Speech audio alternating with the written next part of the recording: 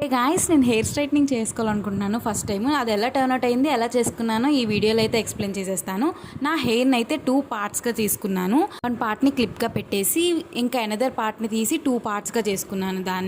దానికి నేను L'Oréal Paris serum అయితే అప్లై చేశాను. అది కూడా హీట్ ప్రొటెక్షన్ ఇస్తుందని.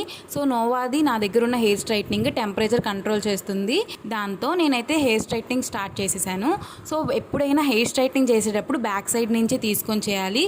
చిన్న చిన్నగా పార్టీషన్స్ తీసుకుంటూ చేసుకున్నాను నేను. మీరు కూడా అలాగే చేసుకోండి హెయిర్ స్ట్రైట్నింగ్. నేనైతే నాకు వచ్చినట్టు చేసుకున్నాను.